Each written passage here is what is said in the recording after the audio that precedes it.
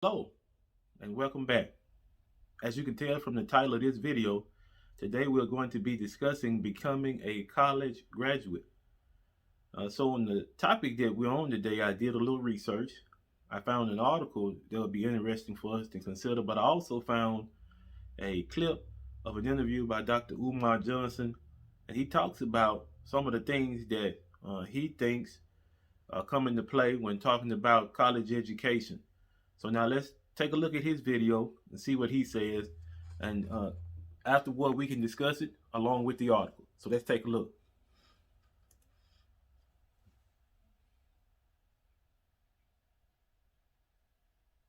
Right now, whether it is a public school, a charter school, an independent school, most schools only have one goal for black children, and that is to prepare them to go to college. And for me, that's a recipe for disaster because we have over 2 million African Americans in America right now with master's and doctorate degrees who cannot even find a job. So if your goal of your public school, charter school, private school is to get black kids into college, I would simply say your goal for your students is to get them into debt because that's the only thing black college is doing for African Americans right now. I have Okay, so in looking at Dr. Umar Johnson's statements about school, public school, private school, charter schools, uh, his he seems to suggest that these schools, high schools, are pushing individuals into college, and as a result, these individuals are accruing significant debt. Now, is there any truth to this particular statement that he makes? Well, as I mentioned, we have an article that I'd like to consider. It's from the personal finance web page of CNBC. It's dated for Saturday, July 27th, 2019, and it's by a uh, reporter named Annie Nova. The title of the article is "The Student Debt Crisis Has Hit Black Students Especially Hard. Here's How." And so, what she does in the article, she details a few things. But one thing in particular that caught my attention is some of the comparisons that she made.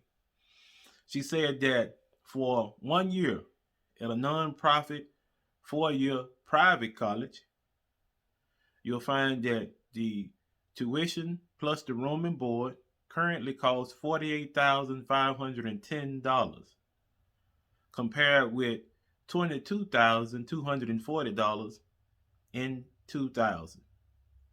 So, in 20 years, the cost of college has doubled, more than doubled. And that's tuition and room and board combined. So now she goes on to talk about how it is that prior to the Great Recession, states were responsible for funding 2-year and 4-year public colleges.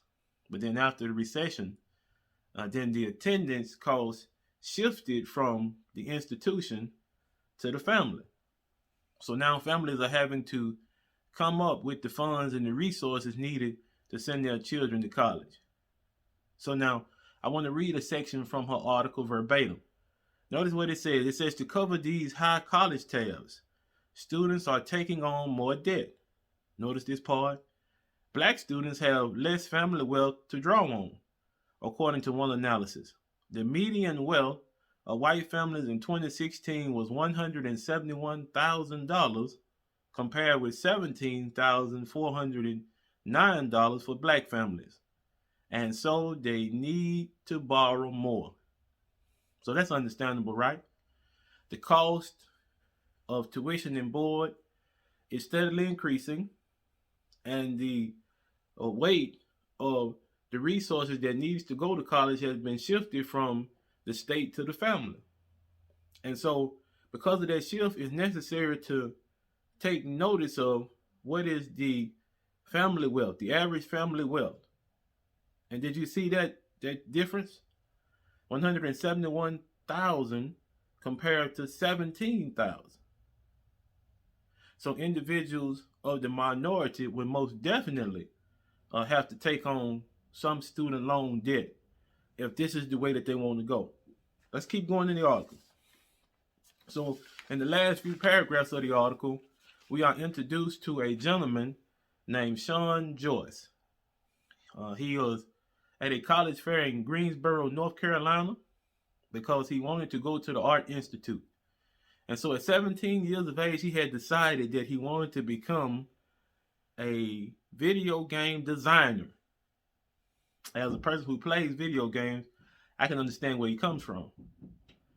So he was very excited about the possibility of doing this.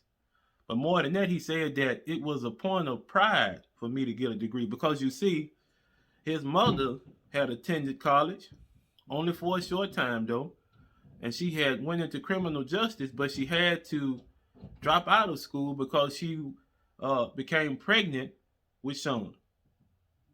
And so it was a point of pride for him to pick up where his mom left off and finish that college degree. So that was something important to him. But now notice what he said. He says without any family savings to draw on, he had to take out more than $60,000 of student loans. So in the end, he had to admit that after 4 years and after $60,000, he says, I never actually learned video game design. So now that's something that really took me by surprise. After spending so much money, he still didn't get the degree that he was looking for. He still was not able to obtain that skill that he wanted. Wow. Let's go a little further. He says today he works from home and he writes recorded phone messages for companies. He earns $30,000 a year. In the meantime, though, that $60,000 that he took out in student loans has ballooned to over $100,000. And so he goes on to mention that he fell behind in his payments. And so his credit took a hit. He doesn't qualify for any car loans. And then it's a difficulty for him to find a landlord who's willing to rent to him so that he'll have a simple place to stay. In the end, this is what he says. I am 30, but my life still feels like I'm 18 because it hasn't been able to move anywhere. And that's the end of the article. So now, just like Dr. Umar Johnson mentioned, this can be the subject of trying to gain additional education can be a difficult situation if we don't plan for it. So now, as a college graduate myself, I'm not discouraging additional education after high school.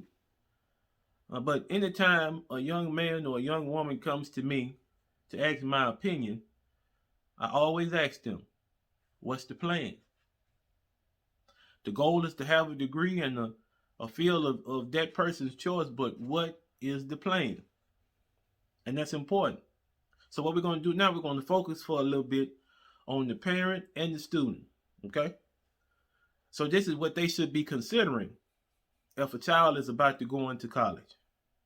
Has the student demonstrated the discipline needed to earn a degree? So what we're asking is, during his whole academic career, has he or she demonstrated the necessary discipline to get this degree?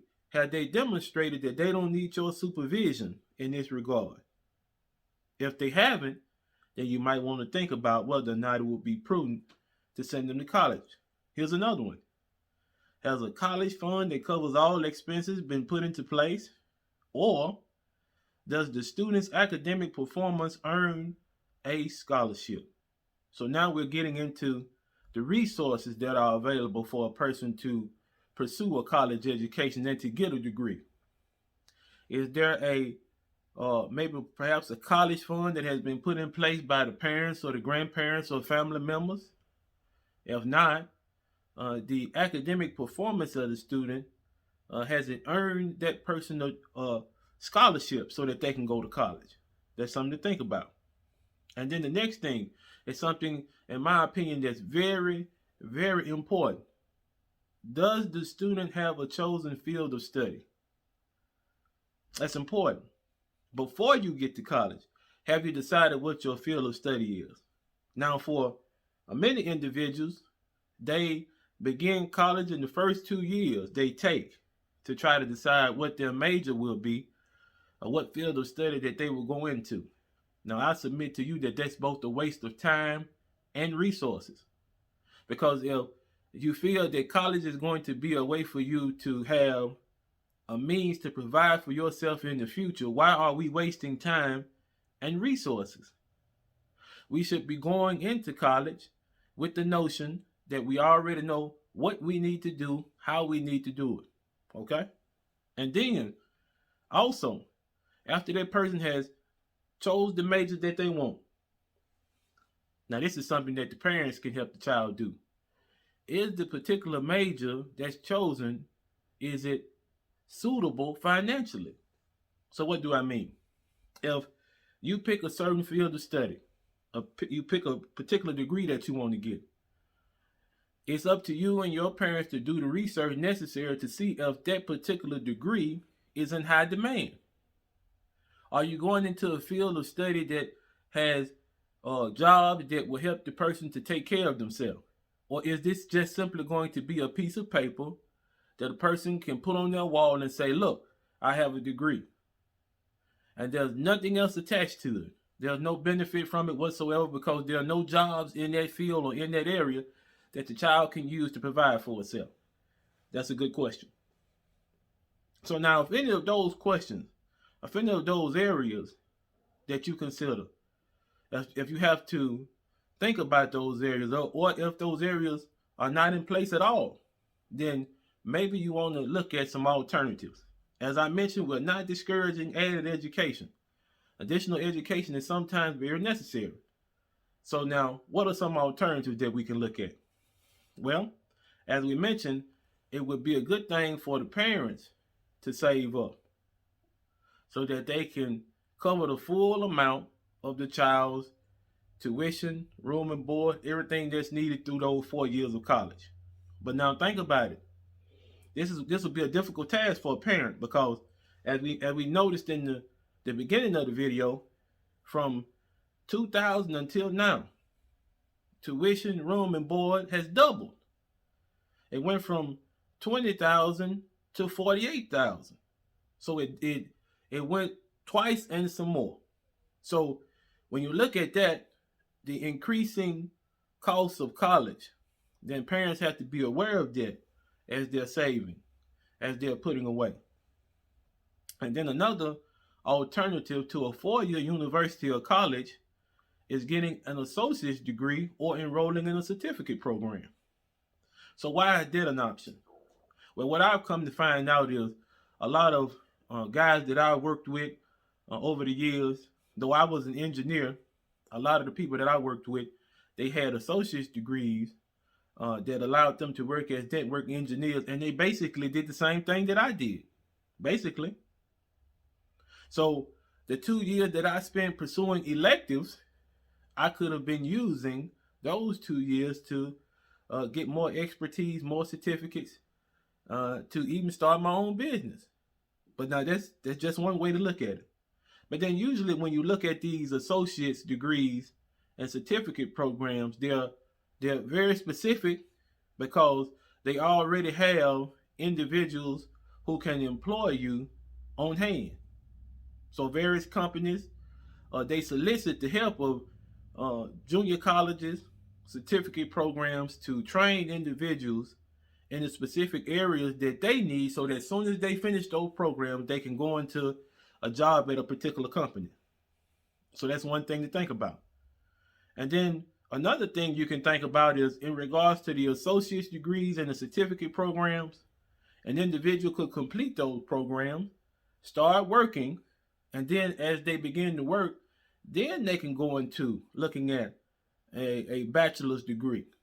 They can go into that particular situation knowing that they already have income coming in that can offset the debt that's going to accrue as a result of going into more education. So the bill comes in for this particular semester, they can pay it. The bill comes in for the next semester, they can pay it, and so forth, so that when they're finished earning their degree, there's no debt that they'll be burdened with at the end of that process. So that's another thing to think about. And then too, let's say for instance, an individual has finished an associate's degree, they're hired at a particular company. Many times, companies will provide on-the-job training, or they will reimburse you for additional training that you need in order to do your job more effectively. So especially in the IT field, there are many certifications that a person can get, and those certifications also earn the person more revenue. Yes, what they get paid per hour goes up because of those certifications. So that's another way to look at it. So what are we saying? In conclusion, what we're saying is that whatever avenue a person may take to gain additional education, a plan needs to be in place to prevent that individual from having to take on excess student loan debt. Because though it may be easy to get these loans, a person can spend decades after they finish these programs, these degrees, they can spend decades trying to pay back the monies that they borrowed in an attempt to get an education. So if you find yourself at this particular threshold, I'm not encouraging you not to go forward, but what I am encouraging you to do is to look at what's being offered to you, and if necessary, take an alternative route to get to where you need to be, so that you're not straddled with debt that you have to pay for decades to come. Thank you for tuning in. We appreciate your support. Be easy.